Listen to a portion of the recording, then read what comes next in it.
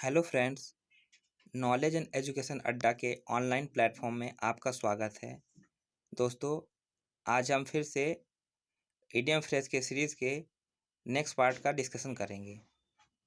तो चलिए शुरू करते हैं। और इस सीरीज़ को शुरू करने से पहले मैं आप लोगों से एक रिक्वेस्ट करना चाहता हूं कि आप हमारे वीडियो को लाइक भी किया करिए, क्योंकि लाइक करने से क्या होता है कि हमें मोटिवेशन मिलता है। हमें पता चलता है कि मेरा पढ़ाने का तरीका, मेरी मेहनत सफल हो रही है, आप लोगों को पसंद आ रहा है। सो प्लीज़ इसको लाइक भी करिएगा, और जो ज़रूरतमंद है, जो आपके फ्रेंड है, जो तैयारी कर रहे हैं आपके जैसे, उसको शेयर भी करिएगा, ताकि दूसरे लोगों को भी इसका फ़ायदा हो सके। तो चलिए शुरू करते हैं।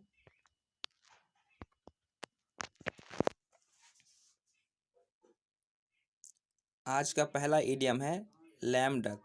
लैम डक मीन्स होता है हेल्पलेस इन डेंजर, या संकट में, या एन अनयूजुअल पर्सन और थिंग, सॉरी अनसक्सेसफुल पर्सन और थिंग।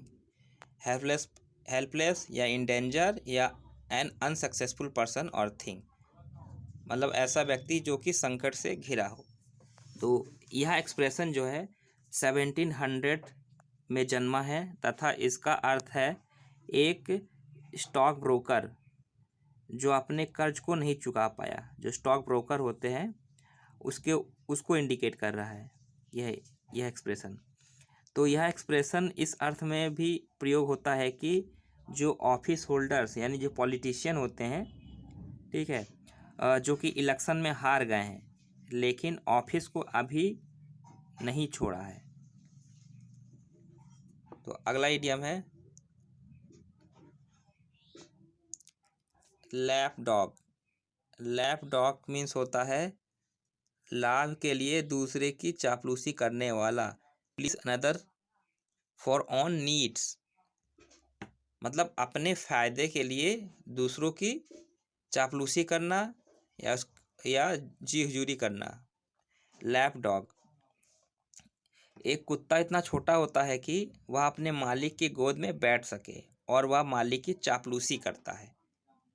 डॉग क्या होता है? डॉग बहुत ही वफादार जानवर होता है, बहुत ही लॉयल होता है, और अपने मालिक की चापलूसी करता है। तो ऐसा कुत्ता जो गोद में बैठे बैठे अपने मालिक की चापलूसी कर रहा है।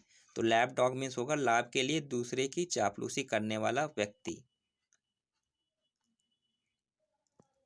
अगला इडियम है larger than life.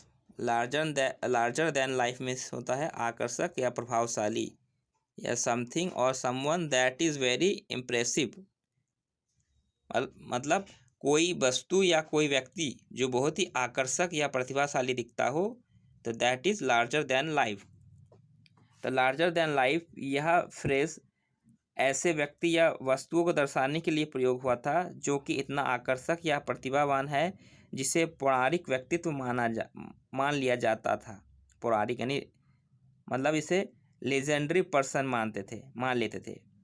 Legendary person है पौराणिक व्यक्ति जिसका जीवन काल आम लोगों से अधिक है, अर्थात आम लोगों से भिन्न है उसका व्यक्तित्व। तो यह फ्रेज सबसे पहले prime minister sir Winston Churchill, जो कि द्वितीय विश्व युद्ध के दौरान ब्रिटिश प्राइम मिनिस्टर थे, को संदर्भित किया गया था। तो वे शानदार एवं प्रतिभाशाली व्यक्तित्व के धनी थे। 20वीं सेंचुरी में ये इडियम ओरिजिनेट हुआ था। अगला है लास्ट लाफ।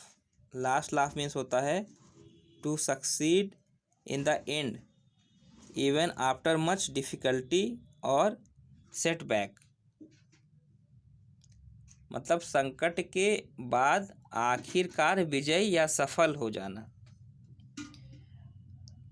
यह idiom America heritage dictionary of idioms के अनुसार जो है यह इडियम वर्ष 1500 में जन्मा है, जो कि भिन्न रूप, इसका जो अलग रूप था जब ये ओरिजिनेट हुआ था, जब ये मुहावरा जब इस मुहावरा का जन्म हुआ था, उस समय इसका इस रूप में लाफिंग एट द लूजर के रूप में प्रयोग होता था।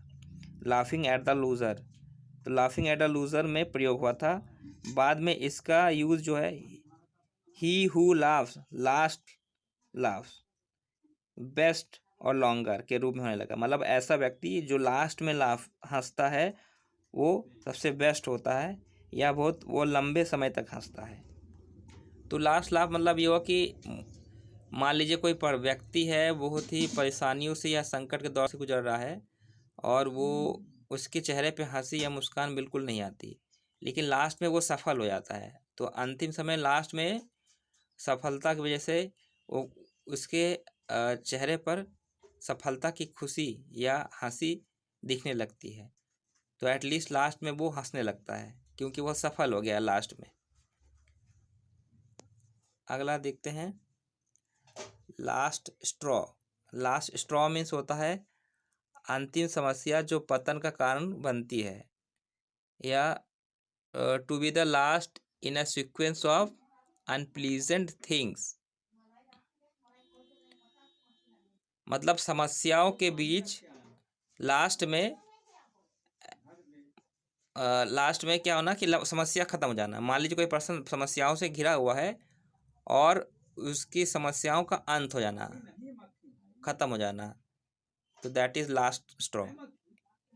लास्ट स्ट्रॉ यह phrase the last straw that broke the camel's back का शॉर्ट फॉर्म है। मतलब इसका एक और इडियम है इससे similar, the last straw that broke the camel's back. पूरा इडियम ये है, इसी का शॉर्ट फॉर्म जो है लास्ट स्ट्रॉ है, बाकी का इसको शॉर्ट कर दिया गया। द फ्रेज, यह फ्रेज जो है वर्ष 1700 के मध्य में प्रयोग हुआ था। इस फ्रेज की उत्पत्ति के लिए एक कहानी है। ये एक व्यापारी के पास एक ऊंट था जिसका प्रयोग अपने स्ट्रॉ यानी पुआल या भूसे को ढोने के लिए करता था। वह उस ऊंट के पीठ पर इतने सारे स्ट्रॉ लाद देता था कि ऊंट के क्षमता से भी बाहर था। एक दिन वह ऊंट के पीठ पर इतना लोड रख देता है कि उसकी पीठ की हड्डी टूट जाती है और वह उसकी अंतिम यात्रा होती है। अर्थात जब उसकी पीठ की हड्डी टूट जाती है तो मालिक उससे काम करवाना बंद कर देता है, यानी उस ऊंट की समस्याओं का अंत हो जाता है। अगला है last ditch attempt. Last ditch attempt में होता है लास्ट मिनट अटेम्प्ट या संकट से उबरने का अंतिम प्रयास। मतलब किसी समस्या से उबरने का या किसी बुरी परिस्थिति से का सामना करने के लिए, उसे उबरने के लिए अंतिम बार प्रयास करना। इस इडियम का अर्थ होता है संकट से उबरने के लिए अंतिम प्रयास करना। इस शब्द का जन्म king William third of England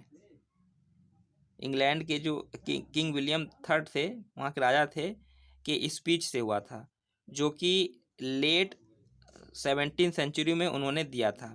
उन्होंने एक स्पीच दिया था। उन्होंने सभी इंग्लैंड को बुलाया और कहा fight and die in the last ditch, England को बचाने के लिए। तो किंग विलियम थर्ड ने अपने इंग्लैंड वासियों को कहा कि अंतिम समय में आप लड़िए, अंतिम सांस तक लड़िए अपने इंग्लैंड को यानी अपने राष्ट्र को बचाने के लिए। तो लास्ट डिच अटेम्प्ट मीन्स होगा लास्ट मिनट अटेम्प्ट या संकट से उबरने का अंतिम प्रयास। अगला है laughing stock. Laughing stock means होता है मजाक का विषय या something ridiculous which can be laughed upon. मतलब ऐसी चीज जो रेडिकुलस हो, जो बेढंगा हो देखने में, जो देखने में थोड़ा अजीब हो और उस पर हंसा जा सके।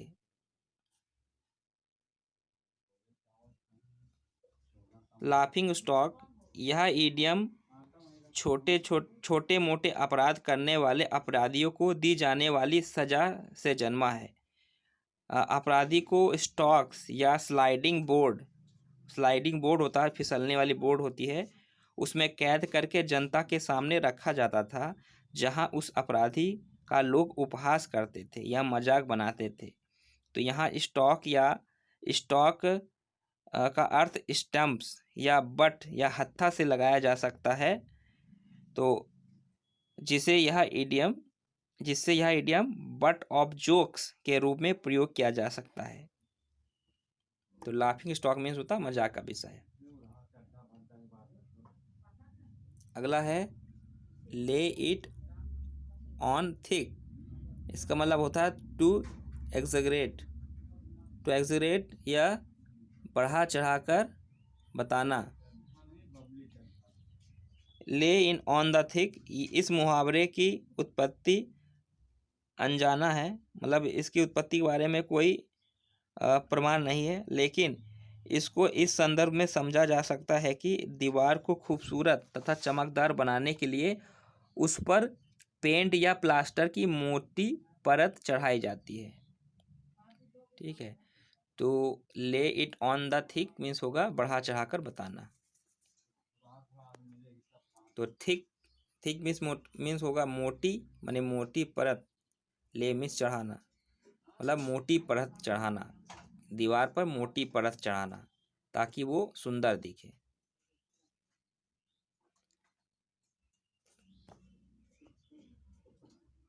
अगला है लीड एस्ट्रे, राह भटकना या cause something to make mistake,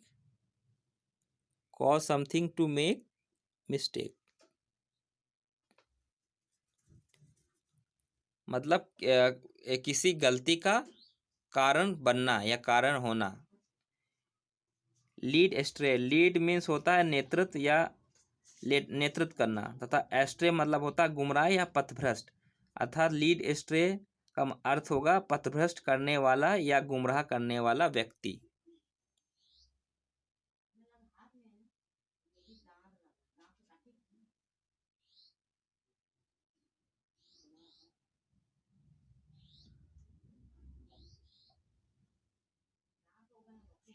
अगला है lead someone by the nose. इसका मतलब होता है किसी पर हावी होना या टू कंप्लीटली कंट्रोल समवन और समथिंग, या किसी चीज को या किसी व्यक्ति को या किसी वस्तु को पूरे तरह से अपने बस में कर लेना, उस पर कंट्रोल कर लेना। तो यह मुहावरा एक ऐसे जानवर को संदर्भित करता है जिसके नाक में छल्ला या रिंग पहनाया गया है ताकि उसे कंट्रोल किया जा सके। खासकर सर्कस में प्रयोग होने वाले जानवर जिसके नाक में, जैसे भालू वगैरह आपने देखा होगा, तो उसके नाक में छल्ला पहनाया जाता है ताकि उसे कंट्रोल किया जा सके। जैसा कहे वो उसी तरह से, या उस तरह का कर्तव्य वो दिखाए जैसा वो उसका मालिक कहेगा वैसा ही कर्तव्य वो दिखाएगा लोगों को मनोरंजन करने के लिए। तो लीड समवन बाय नोज मतलब होगा किसी पर हावी होना या किसी पर कंट्रोल करना है या किसी को अपने बस में कर लेना।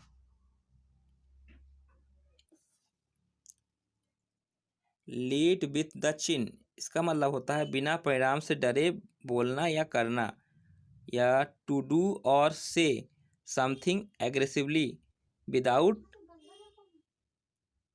कॉजन, मतलब बिना परिणाम के डरे बोलना या कोई काम करना। लीड विद द चिन यह मुहावरा 20वीं शताब्दी का है, जो कि बॉक्सिंग से संबंधित कठबोली यानी स्लैंग है, जो यह संदर्भित करता है कि बॉक्सर ने अपने चिन्ह को बिना प्रोटेक्ट किए, यानी चिन्ह जब बॉक्सिंग लड़ते हैं बॉक्सर लोग, तो आपने देखा होगा अपने चेहरे पे एक प्रोटेक्शन लगाए रहते हैं, एक कवच पहने रहते हैं, जिससे कि उनके चिन्ह या जबड़े पर चोट ना लगे जब अगला उस पर प्रहार करे। तो बिना प्रोटेक्ट किए अपने विरोधी के आगे, मान लीजिए ऐसा बॉक्सर है जो अपने चिन्ह को बिना प्रोटेक्ट किए अपने विरोधी के आगे कर दिया, ताकि विरोधी उस पर वार कर सके। तो आशा यह होगा कि वह बॉक्सर बिना परिणाम की चिंता किए फाइट में कूद पड़ा। तो लीड विद द चिन्ह मतलब होगा बिना परिणाम से डरे बोलना या करना। अगला है leaps leaps and bounds. Leaps and bound means होता है रैपिडली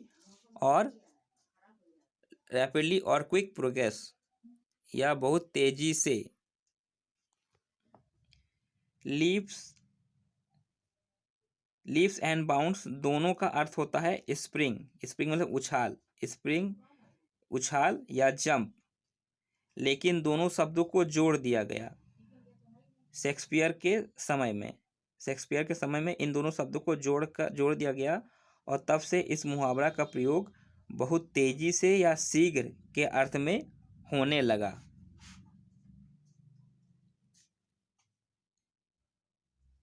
अगला है लर्न बाय हार्ट।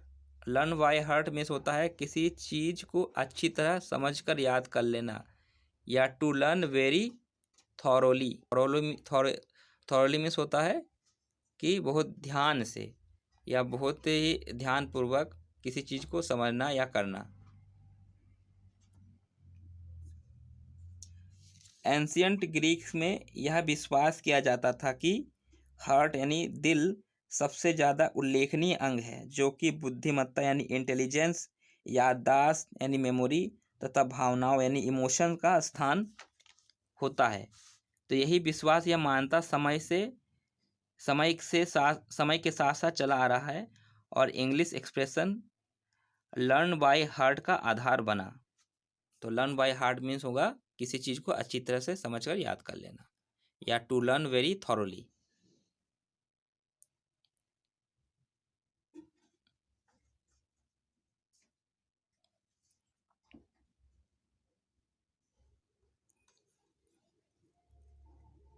अगला है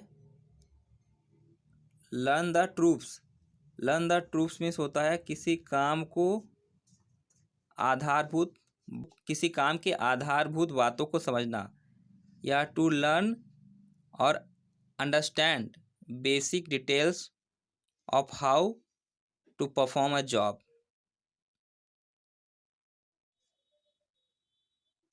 मतलब किसी काम को सीखना, किसी काम को सीखने के लिए उसकी जो भी बेसिक चीज़ें हैं उसको सीखना, उसकी बेसिक चीज़ों को जानना, ताकि आप उस काम को ठीक तरह से कर सके। लर्न द रोप्स इस मुहावरे के पीछे की कहानी ये बंजारे जो नोमैड्स होते हैं, जो इधर उधर भटकते रहते हैं और अपनी जीविका चलाते हैं, से संबंधित है, जो रस्सी का खेल यानी रोप ट्रिक्स दिखाते थे और पूरे देश में भ्रमण करते थे अपनी जीविका को अर्जित करने के लिए। तो रस्सी का खेल आसान नहीं था, और किसी व्यक्ति को इसे सीखने के लिए इसकी बारीकियों को सीखना होता था और बहुत अभ्यास की आवश्यकता पड़ती थी। अगला है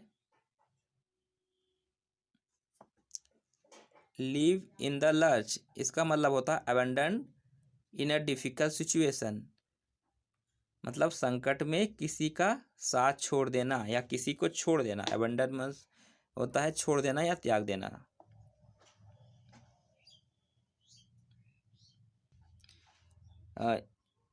लीच गेट्स, इस इडियम की ओरिजिन ऐसे समझिए, जो लीच गेट्स यहाँ leave in the lurch, lurch या लर्च LUCH, इसका जो है ओरिजिनल वर्ड, इस वर्ड का ओरिजिनल स्पेलिंग होगा LUCH, लच। तो लच क्या होता है? लच गेट। लच एक तरह का गेट है। लच गेट्स चर्चयार्ड या कब्रिस्तान एंट्रेंस गेट होता है। जो कब्रिस्तान या चर्चयार्ड होता है, तो उसका जो एंट्रेंस गेट होता है उसे बोलते हैं लच गेट, जो कि कई ओल्ड इंग्लिश चर्च से जुड़ा होता था।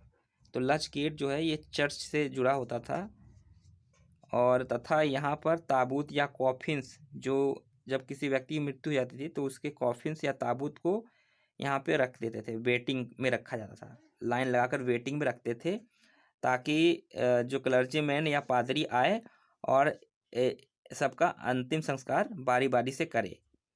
तो लोग ताबूत को यहाँ रख कर क्लर्जीमैन का इंतजार करते थे ताकि पादरी आए और अंतिम संस्कार का कार्य संपन्न करे। तो लीव इन द लर्च मतलब कॉफिन या ताबूत को लर्च गेट में रख छोड़ देना।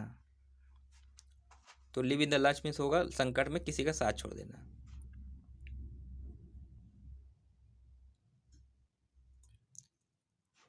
लीव नो स्टोन अनटर्न, इसका मतलब होता है सभी संभव प्रयास करना है या मेक एवरी पॉसिबल एफर्ट।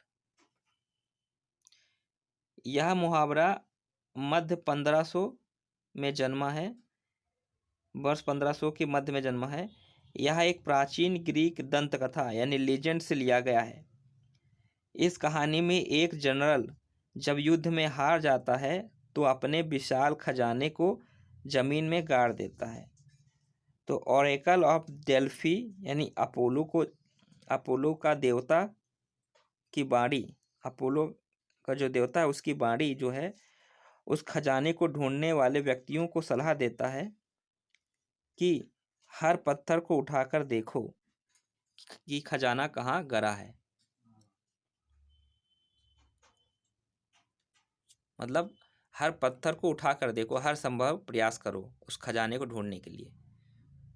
ये अपोलो के देवता की बाड़ी लोगों को आदेश देते हैं। अगला है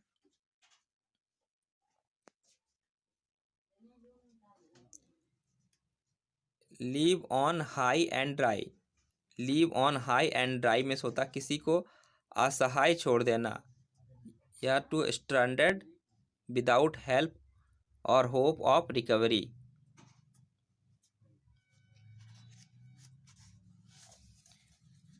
यह इडियम एक ऐसे शिप के बारे में बताता है जो कि बीच पर आकर लगी हुई है। बीच यानी समुद्र के किनारे पर आकर लगी हुई है। यहाँ ड्राई का प्रयोग इस अर्थ में हुआ है कि यह शिप ना सिर्फ अपनी पानी से बाहर है बल्कि कुछ देर तक वह वहीं पर एकांत पड़ा रहता है।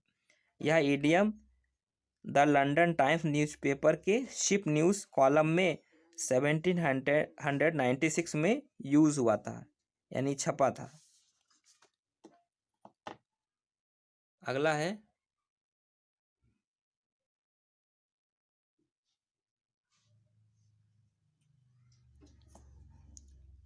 लेफ्ट इन द डार्क, इसका मतलब होता है अनइन्फॉर्म्ड और हाइड या किसी से जानकारी छुपा लेना। तो left in the dark, dark मतलब होता है अंधेरे में रखना। तो इसको तो आप ऐसे इजीली समझ सकते हैं। लेफ्ट इन द डार्क मतलब किसी को या किसी से कोई बात या रहस्य छिपाना। अगला है लेफ्ट हैंडेड कम्प्लीमेंट, इसका मतलब होता है ऐसी प्रशंसा जो वास्तव में आलोचना हो या एन इंसल्टिंग और नेगेटिव कमेंट डिस्गस्ड एज प्रेज।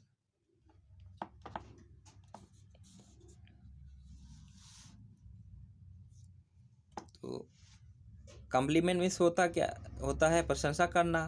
तो ऐसी प्रशंसा जो लेफ्ट हैंडेड हो। तो यहाँ लेफ्ट हैंडेड जो है निगेटिव सेंस दे रहा है।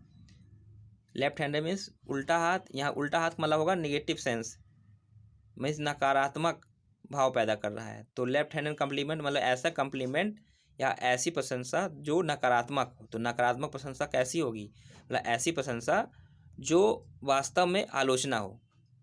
तो लेफ्ट हैंडेड कम्प्लीमेंट मीन्स होगा ऐसी प्रशंसा जो वास्तव में आलोचना हो।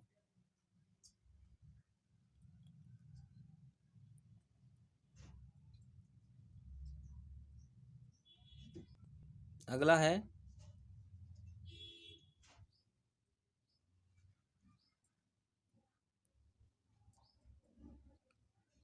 Land and air. Land and air means होता है टू लिसन समवन केयरफुली या ध्यान से सुनना। यह मुहावरा सबसे पहले शेक्सपियर की रचना जूलियस सीजर में प्रयोग हुआ था जब मार्क एंटोनी रोमवासियों से कहते हैं कि friends Romans countryman land me your ears.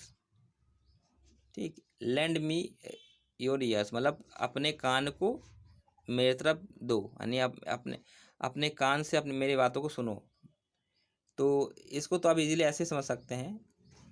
ठीक, लैंड एन ईयर मीन्स होता है कान लगा कर सुनना या ध्यान से सुनना। अगला है लेट बायगॉन्स बी बायगॉन्स। इसका मतलब होता है सभी बातों को भुला देना या टू फॉरगेट पास्ट डिफरेंसेस या to forget past differences and difficulties. मतलब अपने पास्ट की बुरी यादों को भुला देना या कोई बुरी घटना या कोई बेकार चीज़ आपके साथ घटी हुई है उसको भुला देना। लेट बायगॉन्स बी बायगॉन्स, यह शब्द जो है बायगॉन का शाब्दिक अर्थ है कोई चीज़ जो चला गया। तो इस इडियम में जो बायगॉन शब्द जो प्रयोग हुआ है इसका अर्थ होता है कोई चीज़ जो चला गया या अर्थात ऐसी घटना या वस्तु जो भूतकाल में रहा हो।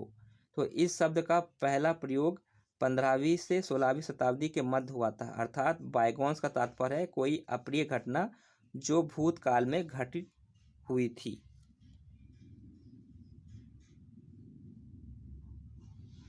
अगला है hair down. Let one's hair down means होता है आराम करना या to behave in an uninhibited fashion या टू बिहेव फ्रीली।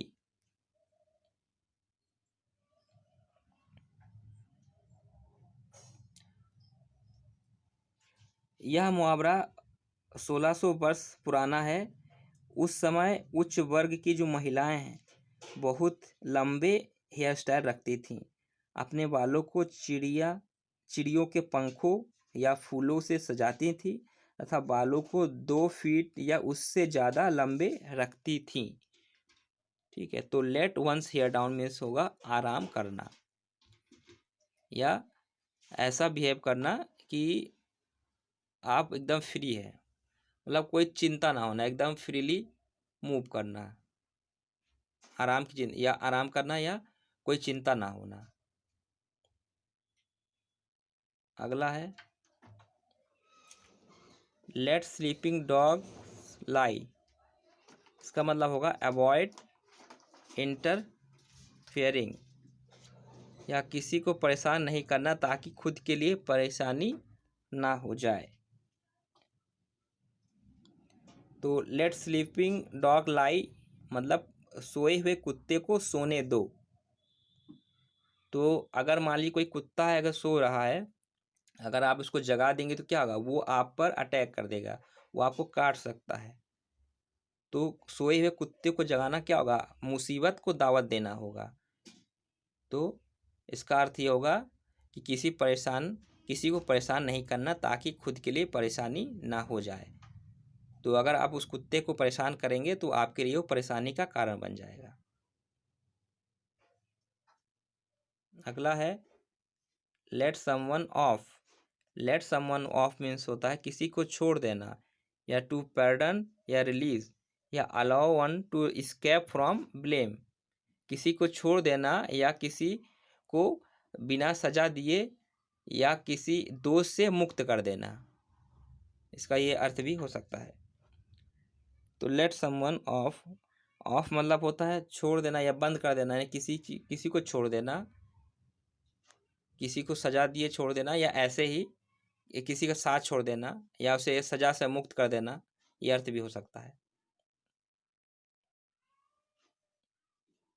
अगला है let something slip through one's finger. मतलब किसी को अपने उंगलियों से फिसल कर जाने देना या उसका मतलब होगा अपनी पकड़ खो देना या असर खो देना। टू लॉस होल्ड और पोजीशन ऑफ समथिंग या टू लॉस द अपॉर्चुनिटी, कोई अवसर खो देना। या टू लॉस होल्ड या पोसेशन समथिंग, किसी चीज़ पर पकड़ खो देना या कोई अवसर आपके हाथ में आया है उसको खो देना।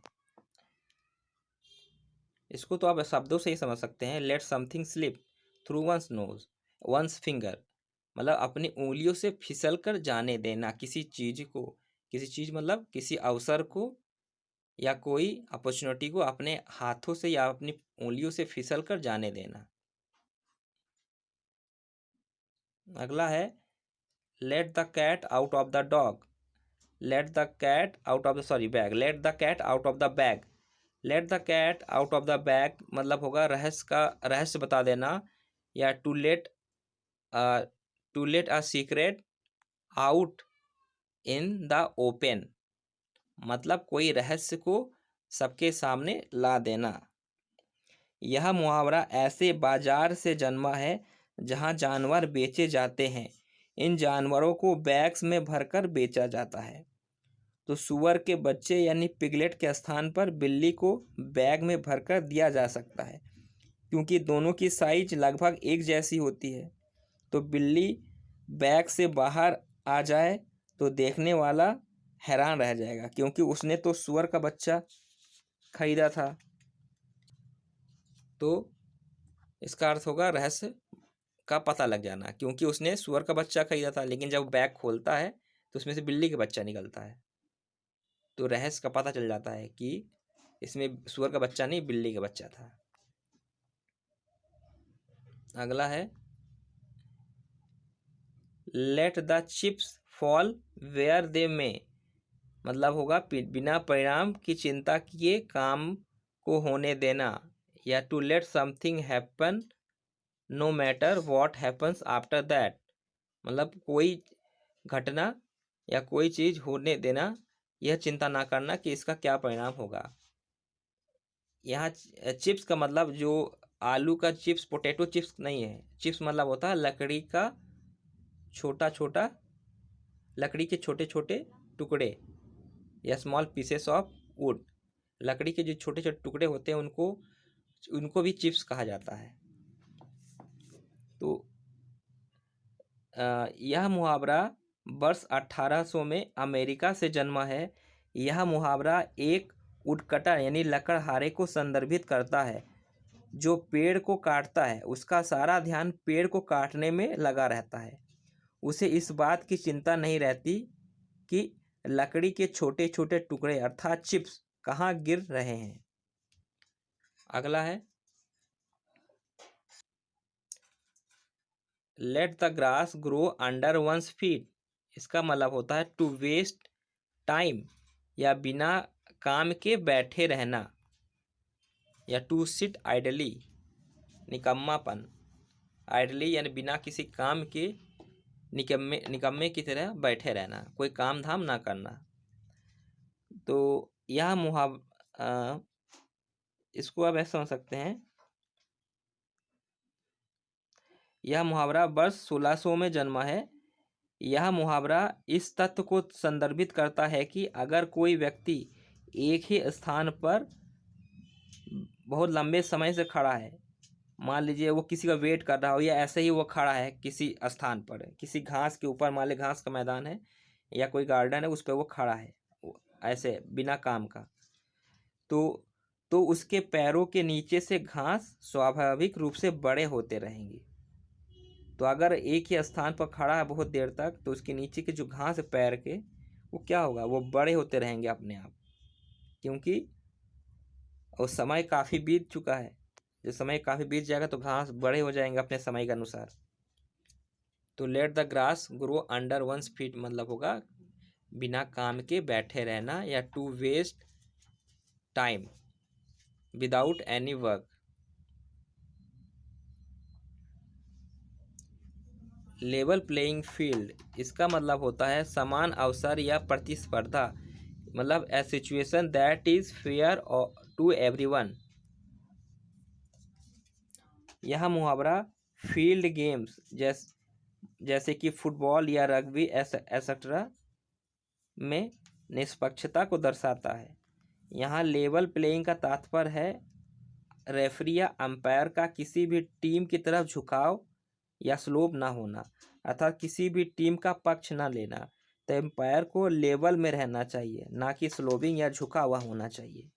तो लेवल प्लेइंग फील्ड मतलब होगा समान अवसर या प्रतिस्पर्धा होना,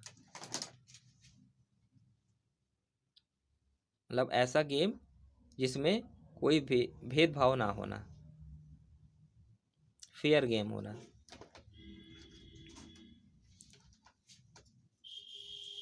अगला है light at the end of tunnel.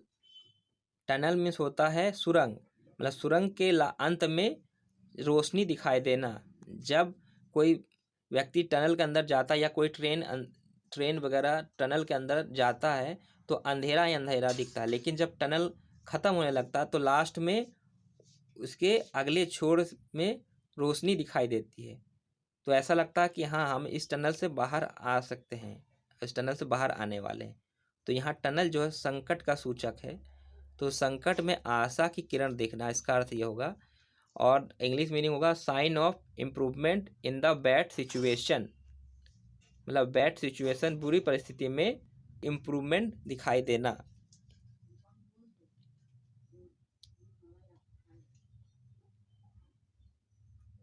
अगला है like a cat on hot bricks. इसका मतलब होता है टू बी एनेक्सियस, या बहुत अधिक नर्वस या बेचैन हो जाना।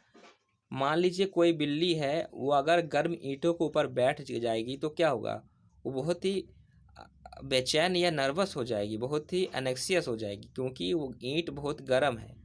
ये बिल्ली क्या, कोई व्यक्ति या कोई जानवर अगर बैठ जाए किसी गर्म चीज़ के ऊपर तो क्या होगा, बहुत ही बेचैन हो जाएगा या बहुत ही एनेक्सियस हो जाएगा। अगला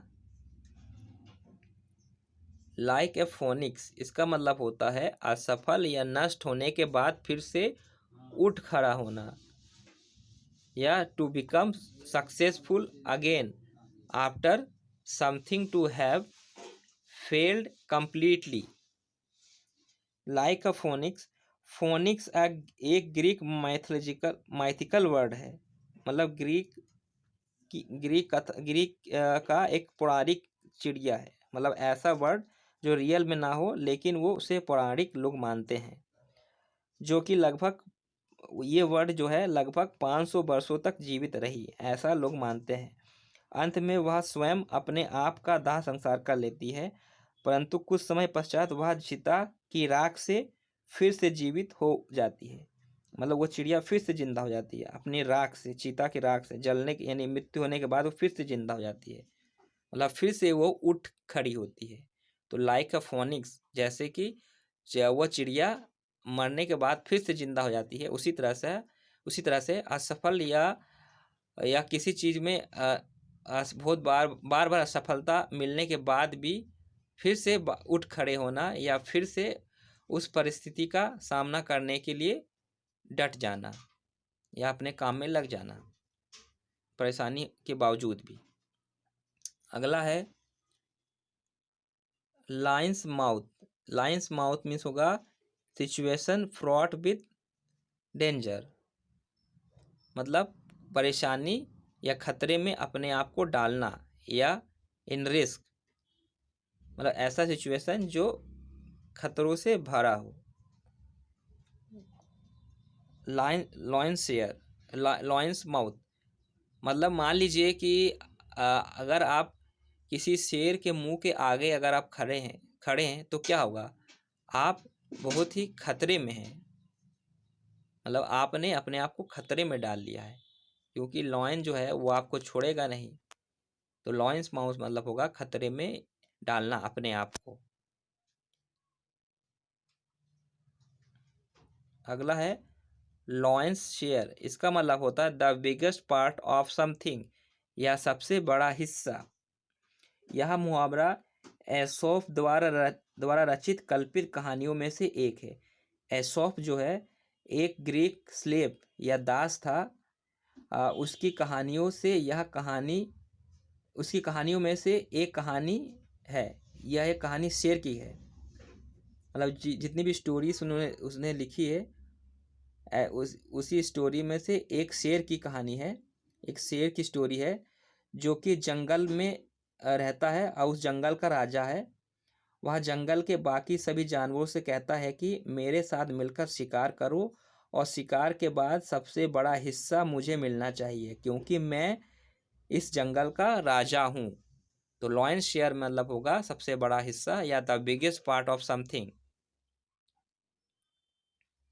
अगला है लिप सर्विस। लिप सर्विस मतलब होता है to agree by word of something, sorry the to agree by word of mouth only,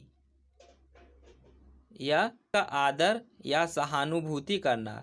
lip service, lip means होगा होंठ, सर्विस मतलब सेवा करना, मतलब होंठों से सेवा करना। होंठ या होंठ का मतलब होगा शब्दों से, मतलब ऐसा व्यक्ति जो सिर्फ शब्दों का धनी हो और हकीकत में वो कुछ काम ना करता हो। मतलब किसी की चापलूसी करना, किसी की सेवा करना सिर्फ शब्दों में, सिर्फ मतलब बढ़ा चढ़ाकर बहुत बड़ी बड़ी बातें बताना कि मैं आपकी ऐसी मदद करूंगा, मैं आपकी इस तरह से मदद करूंगा, लेकिन वो रियल में उसकी किसी की मदद ना करे, सिर्फ शब्दों से वो अपनी सेवा दे, हकीकत में वो सेवा ना करे। अगला है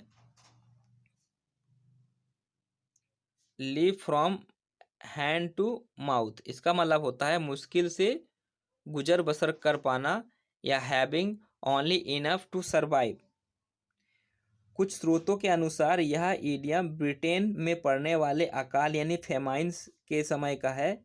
उस समय लोगों के पास जीविका के रूप में थोड़ा सा ही खाना था जो कि उनके हाथों से सीधे मुंह तक जाता था। वे इसे बाद में खाने के लिए बचा कर नहीं रख सकते थे क्योंकि भोजन की मात्रा बहुत कम होती थी। तो live from hand to mouth मतलब होगा मुश्किल से गुजर बसर कर पाना, या having only enough to survive मतलब इतना होना, इतना इतना धन या इतना भोजन होना कि जिससे सिर्फ गुजर बसर ही चल सके, जिसे भविष्य के लिए बचाया ना जा सके, मतलब बहुत कम अमाउंट में होना। लाइव वायर, इसका मतलब होता है एन एनर्जेटिक वोलेटाइल पर्सन या a person who is very active, मतलब अति सक्रिय होना। लाइव वायर, यहाँ लाइव वायर का मतलब होगा ये जो इलेक्ट्रिकल वायर है उससे संबंधित है। लाइव मतलब ऐसा वायर जिस पे करंट दौड़ रही है। तो जो इलेक्ट्रिक करंट होता है वो क्या होता है, उसमें बहुत ही एनर्जी होती है। तो लाइव वायर के जैसा होना मतलब किसी व्यक्ति में बहुत ज़्यादा एनर्जी होना या बहुत ही सक्रिय होना।